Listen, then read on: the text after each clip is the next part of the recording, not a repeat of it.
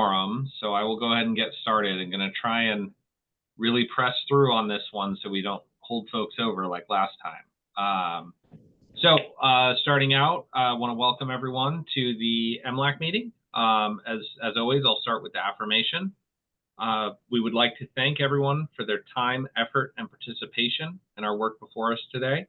We want to recognize that it is very difficult and important work, and we appreciate and value the perspectives and professionalism that everyone brings here today. Thank you. So starting off with the roll call. Okay, Sarah Merrick. Morning. Good morning. Sarah Duckwall. Hey, Terry. Good morning. Co-Chair Strickland. Present by video. Ryan Hearn. Present. Good morning. Margaret Waddell. Good morning. Good morning. Stacy Llewellyn. Good morning. Lauren. Present. Bowling is in the room. Co-Chair Priest is not with us today. Emily Rivas. I know she's here. Did you not hear me? Is that not working? There, I hear you now, Emily. It is Oh, now. okay, Yeah, cool. Thanks. And Kim Schlesinger. Present. Good morning. Morning. Director Stolfi, are you with us? Hi. I am. Hey, good morning, everyone. Good morning. All right. We have a quorum. Excellent. Next on our agenda, I know we always try and hold space for public comment. So open invitation, members of the public, stakeholders, other folks that have anything pressing that they would like to bring up.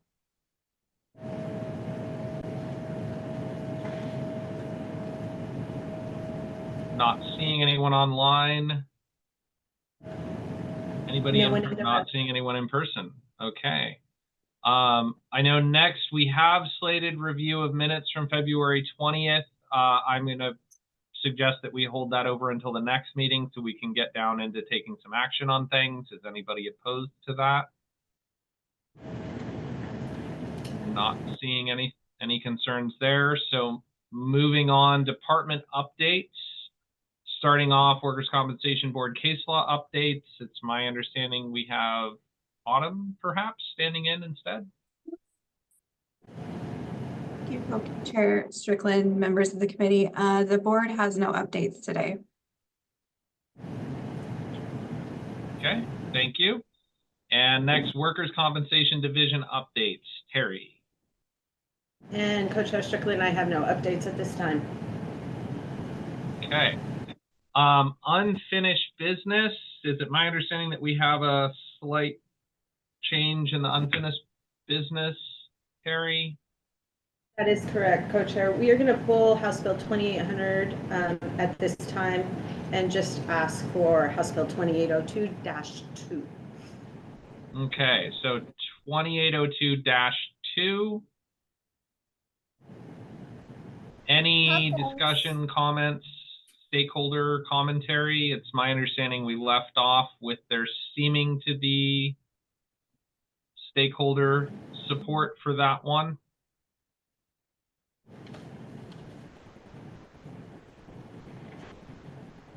This is the lump sum payment bill.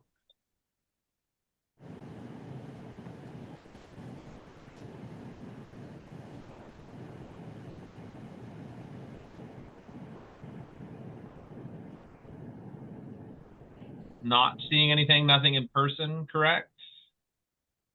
Nothing in person. I did see that,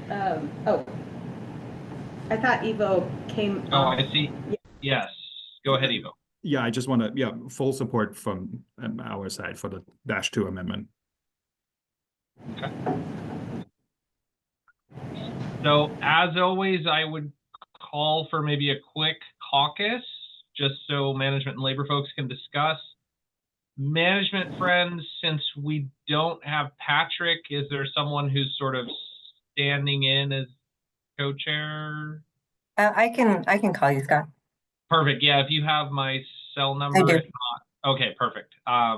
yeah, I will. I checked yesterday.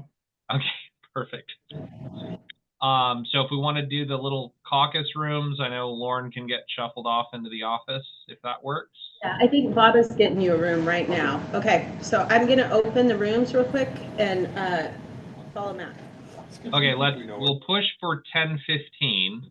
If we need more Okay. time, Sarah, if you can just touch base with me, that would be great.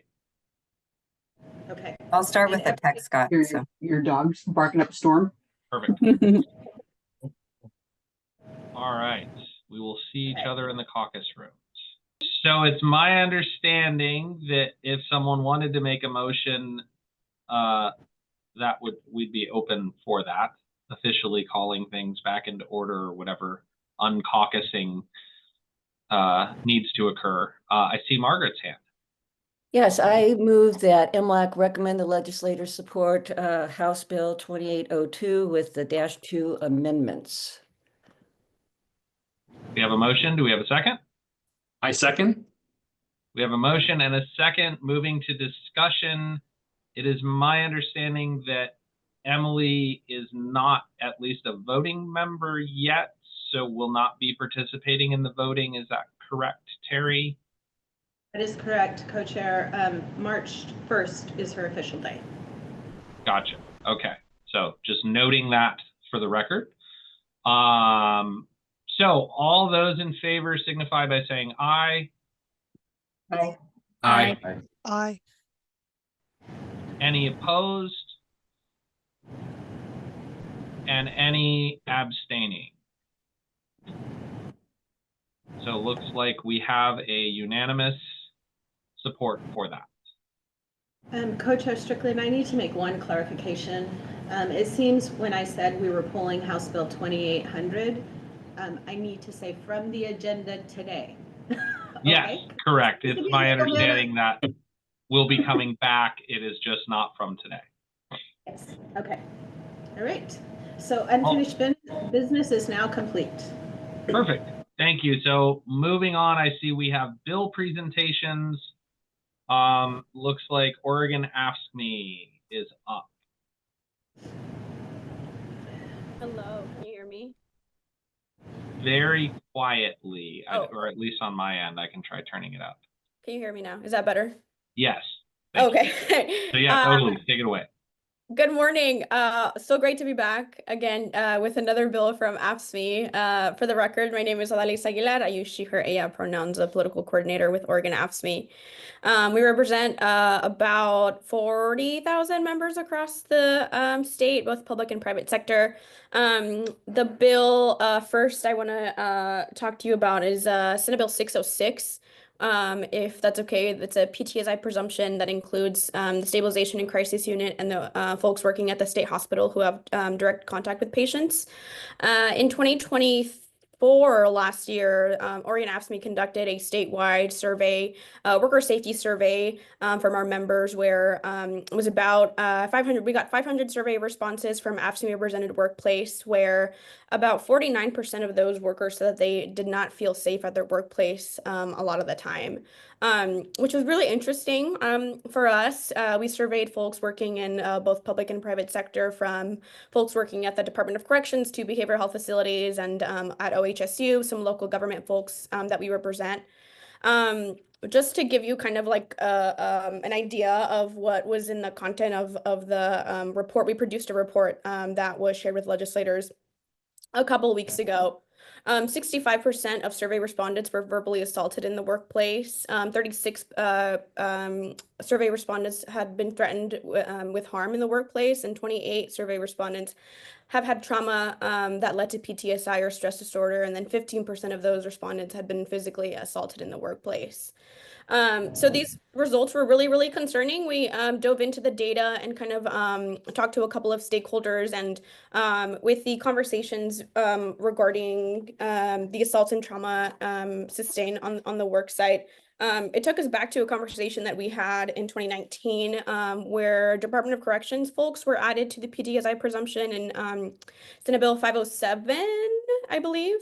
And our members at the stabilization and crisis unit in the state hospital asked us to be added to the PTSI presumption. The bill had a hearing a week or two ago in business and labor, where myself and a couple of folks presented, really as a cry for help for all the assaults and injuries that happen on the workplace, both physical and traumatic injuries.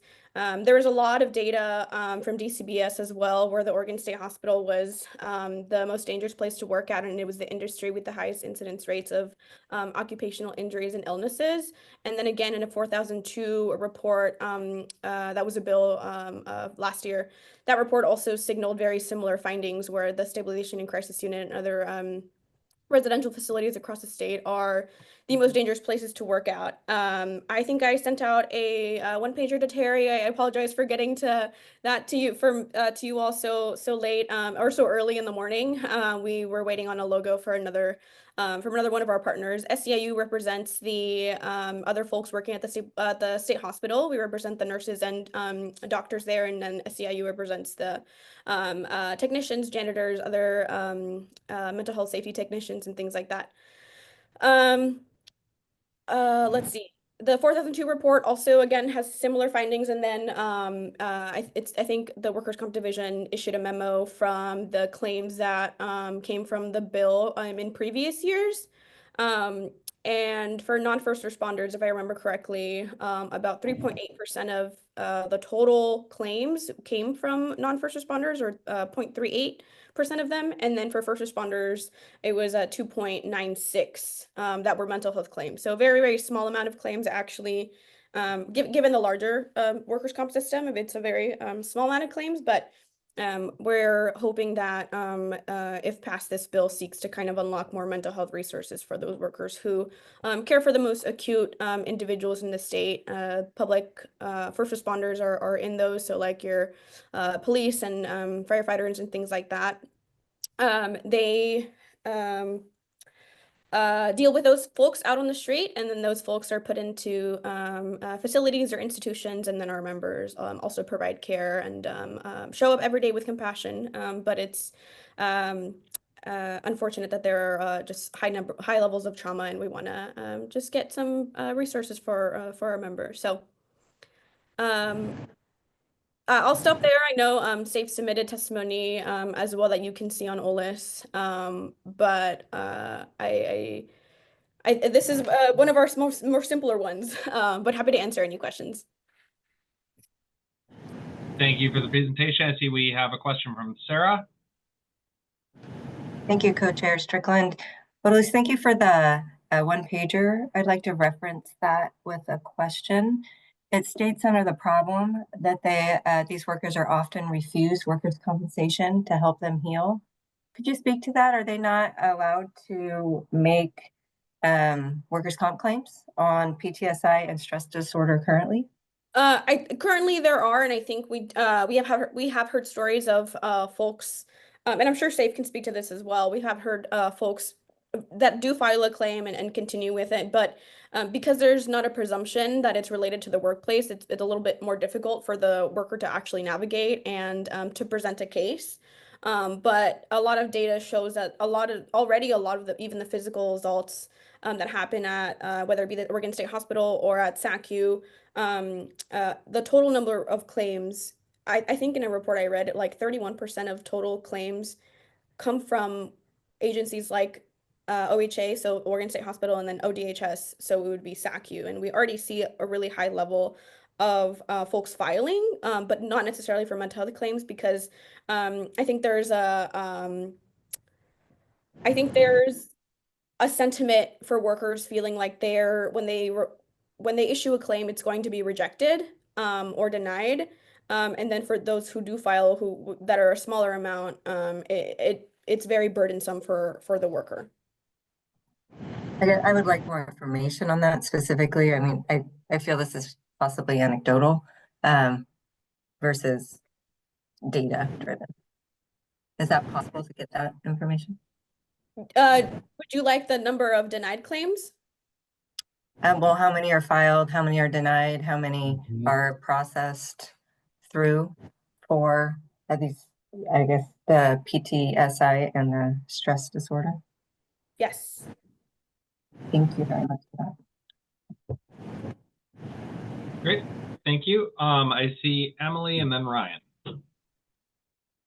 In the gathering of that data, if it's possible at all to see the length of time for a decision on a claim, because I think the presumption is really focused on receiving resources pretty quickly, especially with the mental health trauma of an incident, right? If there's a significant delay, I'd love to see those numbers if we could. Thank you, Emily. Ryan? Yeah, thank you, Chair. When other presumptions have been added, I'd be curious to see what the impact on claims filed and costs from those presumptions being issued. I think that would be great data to see. Yeah, and I'll send it again, the memo that was issued by the Workers' Comp Division back in, I think there was a presentation on it too, back in like September or like a while ago. Yeah. So I have it, so I'll dig it up and send it over. On the denied data on denied, I believe that SAFE does not track that. Correct me if I'm wrong. I know Eva was on the call.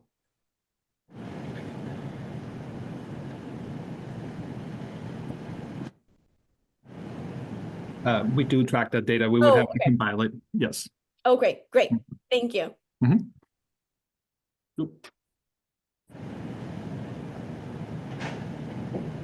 Good question. Thank you, Ryan. Any other feedback or comments? I know SAFE's been mentioned a couple times. I didn't know if you wanted to say anything now or just. Co-Chair Strickland, Administrator West is up to the table and he can. Oh, perfect. Administrator West, please. Yeah. Good morning, Co-Chair Strickland, members of the committee. So just wanted to mention, we can pull some data as well. All accepted disabling claims and all denied claims are reported to the division. So we can pull data with the caveat, we don't receive accepted non-disabling claims yet. So if there were PTSD claims that there was no lost time from work, we wouldn't have that data. So, but we can pull the data that we do have. And then to the question on length of time for a decision, I just wanted to, in workers' compensation, the insurer has 60 days to accept or deny a claim regardless of the presumption. So if there were a presumption, the time to accept or deny a claim is the same. Just wanted to clarify that because I've heard that question. Thank you. Sorry, the owl didn't recognize you yet. So there was a tiny little strip at the top and I didn't see you sitting there. So no worries. People have to flail around a little bit when they come up to the table. Recognize but thank you. I think that's very helpful information and would be good. I appreciate stepping up with that.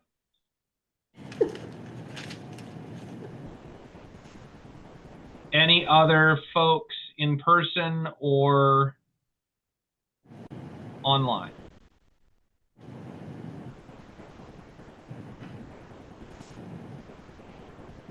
Okay, thank you very much. I assume you're not asking for action today, is that correct? That is correct, Co-Chair. I will circle back with partners and try to get that data for you all. And then I forgot to mention that the sponsor is Senator Campos on the Senate side, and Senator Aaron Woods has also signed on as a sponsor of the bill. Okay, thank you. So next I see bill presentation also from AFSCME for SB 705. Yeah.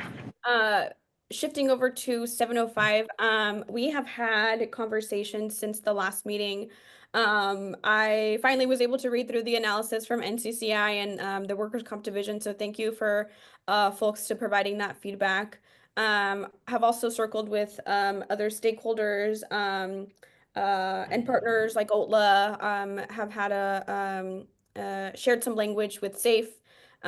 So thank you for taking a look at that as well. Also, have talked to Kirsten Adams. I don't know if she's on, but have touched base a couple of times to make sure that we're addressing everyone's concern. So thank you again for being patient here. We do have a -2 language that takes a look at the kind of disparity that happens with, in the NCCI report, you'll remember that worker 4 made less than worker 3, and in hopes of making it a more progressive table, or progressive chart, the language that we came up with would technically say that instead of 66 2/3, it would be about 80% wage replacement if you are below the state's average weekly wage.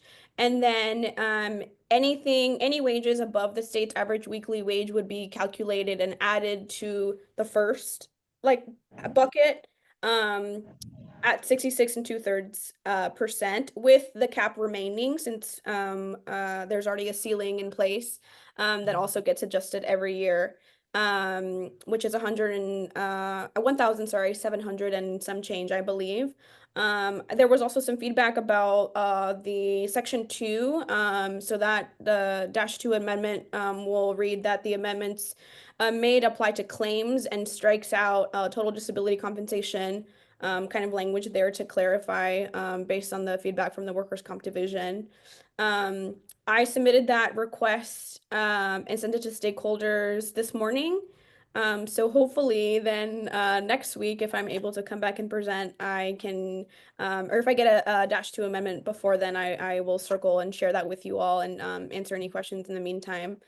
But also not asking for a vote right now since we don't have a -2, a real -2 yet. Just my notes.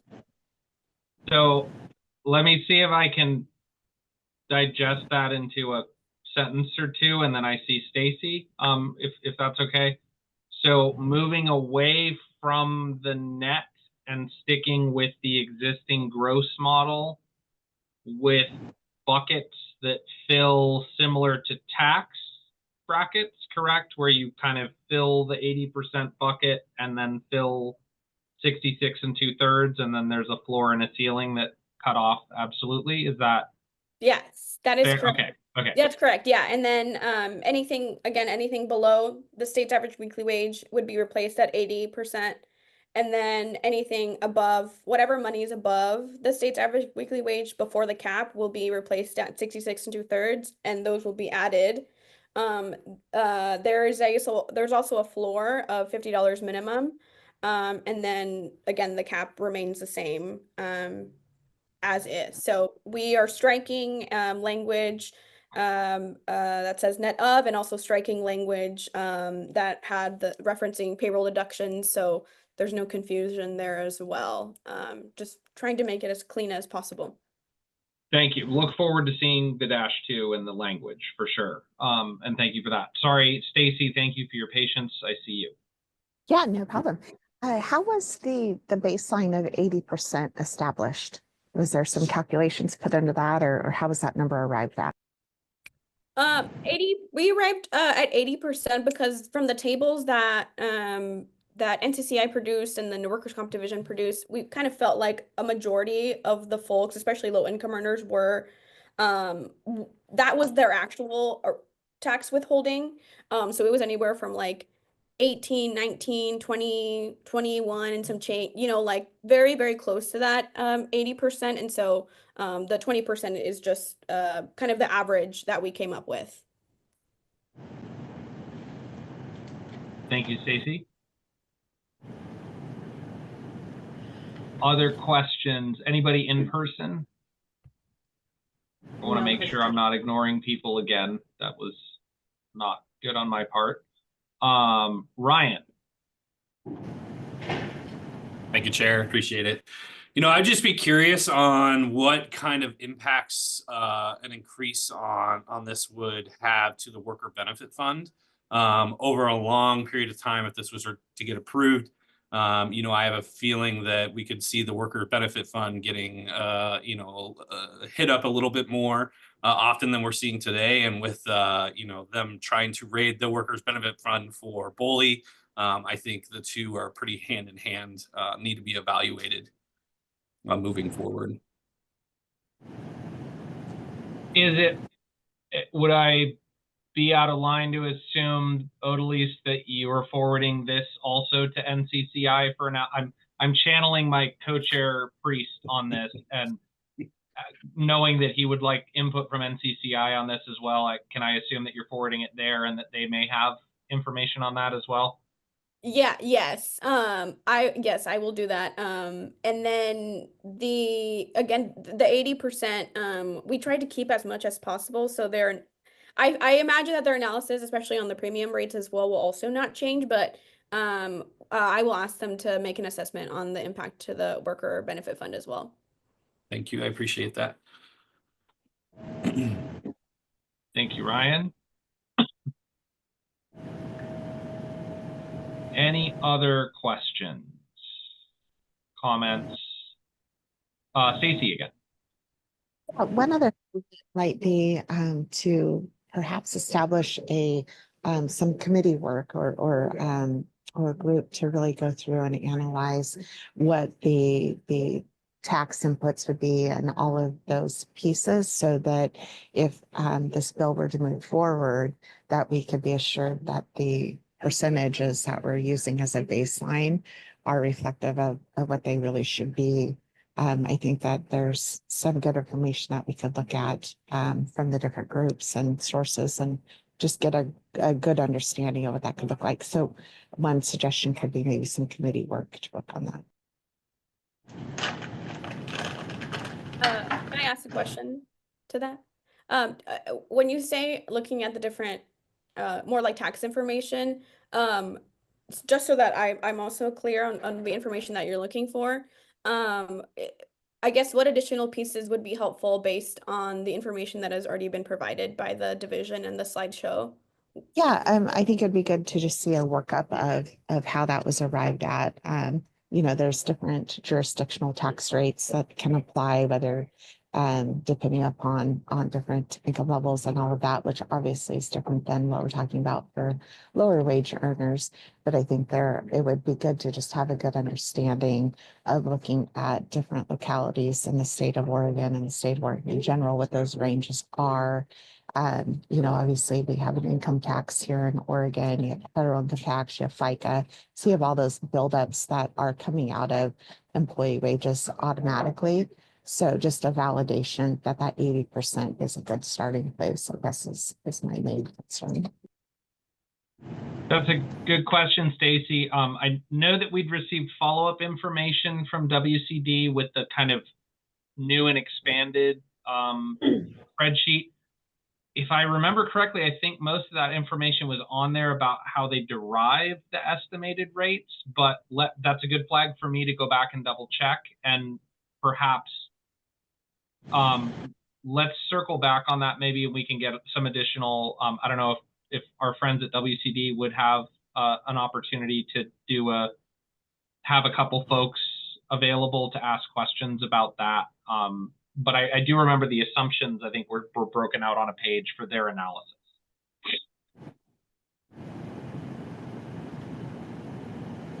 Co-Chair Strickland, I think we could have the data folks at WCD provide that information.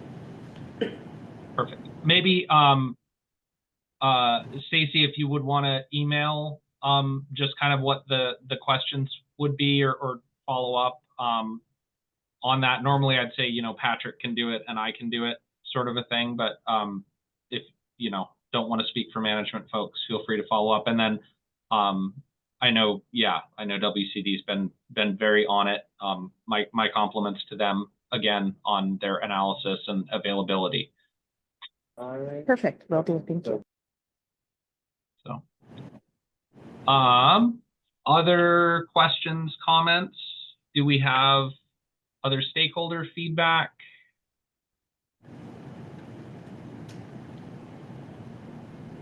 Can I ask me, Odalise, okay, well, that was going to be part of I see Keith has raised his hand. Is it my understanding that you've engaged with stakeholders who've expressed concerns? Okay, I'm seeing a thumbs up and I see a hand from Keith. This is Keith Simple for Oregon Trial Lawyers Association. We're very supportive of this concept, and we've been following it closely and working closely with the sponsors the whole way along. We do think this is really important to remove really any punitive aspects of filing a claim in terms of what a worker receives. We understand that there's a desire, and an understandable one, not to have workers receive more in wage loss payments when they're off work than they receive in wages when they're on work. On the flip side of that, workers shouldn't be punished when they're injured for no fault of their own, when they're not the ones fully under control of whether they return to work or not. Some are so disabled that there's just no question that they can't return to work in any capacity. Some can return to work in such a minimal capacity that their employers don't have light duty to offer them. Employers differ in terms of whether they try or how far they go to provide light duty. But the idea that workers are going to be incentivized to stay off work as though that's completely under their control, it's just punitive. If there's no ability to control the situation on the worker's part, making sure that they get less than their general net earnings after taxes is just a punishment and a deterrent to filing claims. The doctor is the one who control, and the employer is the one who control the worker's ability to return to work and how quickly that can happen. So we are 100% in support of trying to keep the benefits so that no one's getting paid more off work than they would on work, but removing the idea that we have to set it very low so the worker gets back to work as though that's just their decision to make. So we look forward to seeing more and hearing more and working more towards getting this bill approved. Thank you. Thank you, Keith. Do we have insurer folks? Have you been engaged on this, or have want to comment on the what sounds like a pivot in the approach? Yeah, Mr. Co-Chair, Ivo Trema for SAFE, and pardon me that I didn't introduce myself formally earlier. Yes, we've been engaged. We got the -2 this morning. We heard a little bit conceptually yesterday, but we are still digesting how this one works. So I'll leave it at that for now. Thank you. Thank you. Appreciate it. Other comments? Oh, I see Odalise has taken herself off mute again. Yes, just one more thing. Sorry. I just wanted to note that I did hear from the Ombuds office their concerns from last week, and we did schedule a meeting to talk later today. So I want to make sure that you all know that we are taking time to address those concerns and talk through the -2 language that was presented today. As you heard, it was just finalized and literally within like 24 hours. So look forward to continuing to engage in conversations with you all. Thank you. I see Margaret. Yes, Terry and Scott, I have a question. Several months ago, a witness came before us, Mike Manley, and I remember that he was an employee, I believe, of the state of Oregon, but not involved with either representing workers or representing management. And he, as I remember, expressed concerns about the current rate that Oregon injured workers were being compensated for their time loss.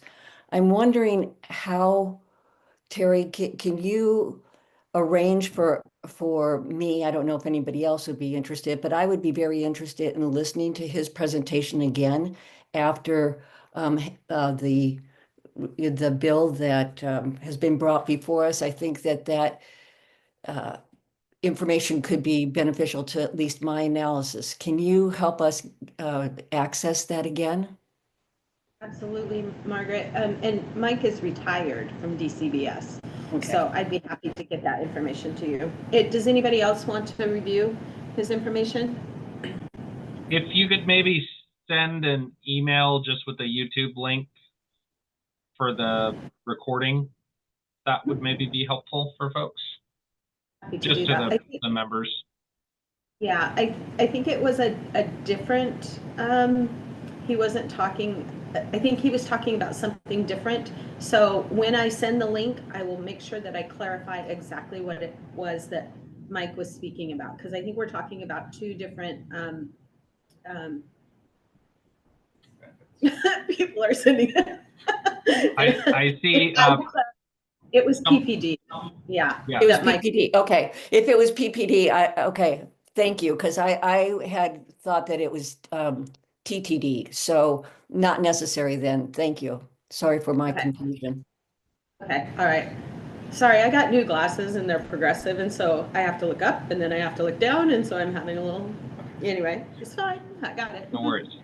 It keeps the owl nicely centered on you. So I know every time I take a sip from my tumbler, I pop up on the thing when I'm in person. So. Thank you, Margaret, for the question. Thank you, Terry, and I believe it was Barbara in the chat for the clarification.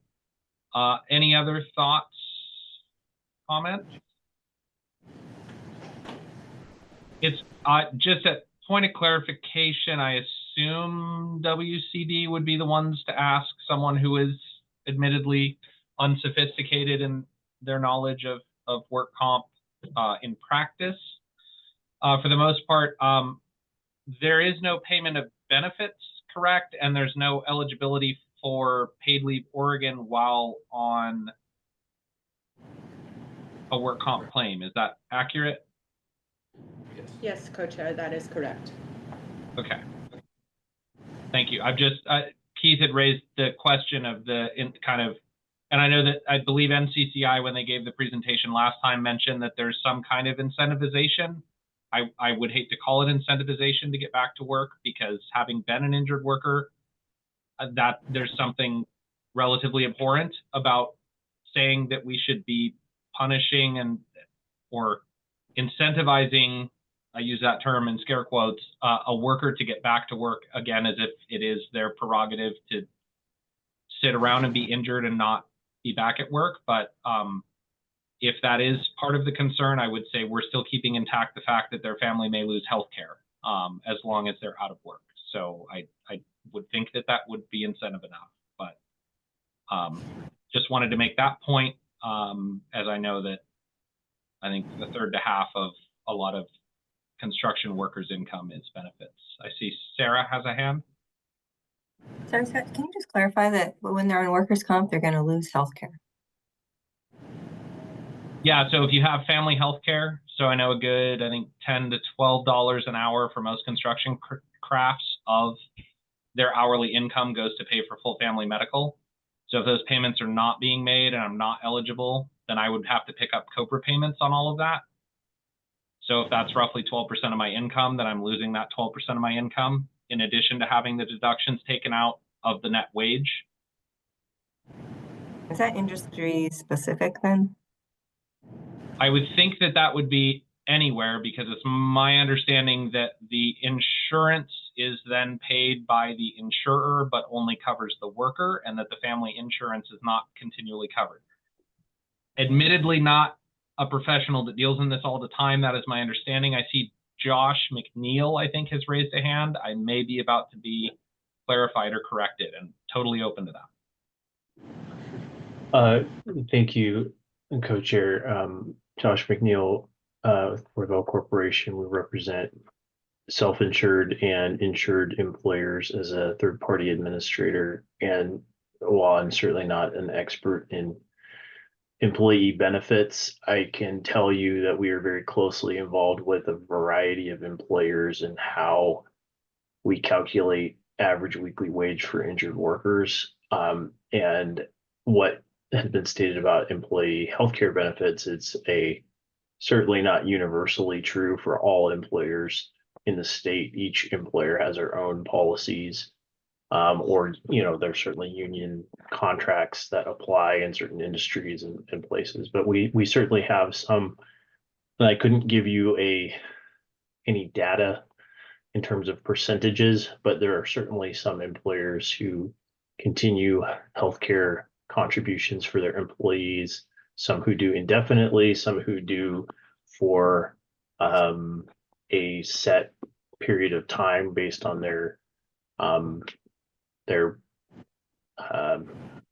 policies that govern those situations as part of their employee handbooks and so forth. So our neighbors to the north, and I don't want to unnecessarily complicate this, but Washington State considers this in their wage calculations, and there's an adjustment in rate when an employer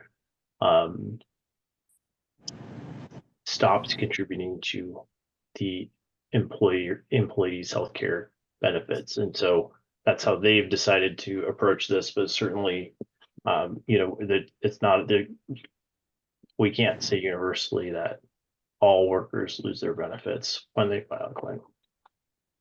Correct. Yeah, my statement was more that there's no legal requirement to continue paying retirement and healthcare benefits. But I do recognize that there are a lot of employers that go far above and beyond what is legally required in order to take care of folks. And shout out to them. Okay, that was my clarification point, Scott. Thank you, because I know we do. So benefits are not lost in those instances for family. So thank you. Yep. Yeah, no, and I do want to clarify that. So not saying that every employer yanks benefits, but that there is no legal requirement to not. So. And you're speaking family, correct? Not employee. Speaking what? For the family benefits, not the employee benefits. Well, retirement benefits would apply to the employee directly, but healthcare benefits would apply to family, dependents, whatever we want to say. The employee obviously is continued to be covered by the insurer. At least. Thank you. Yeah. So I know we're getting close on time, so I do want to say, folks, please be mindful.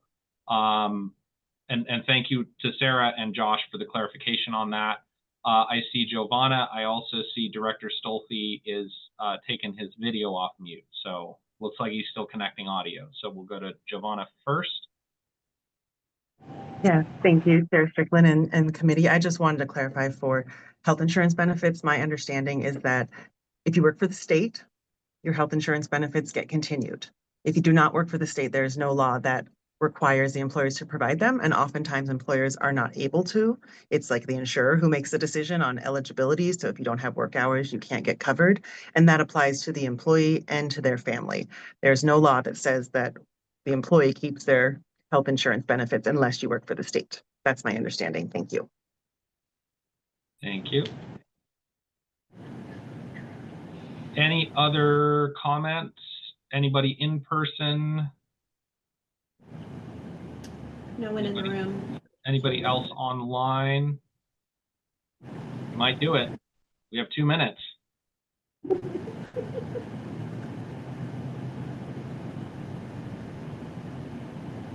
Okay, not seeing any more comments on that. Just leave it lingering for a few more seconds there.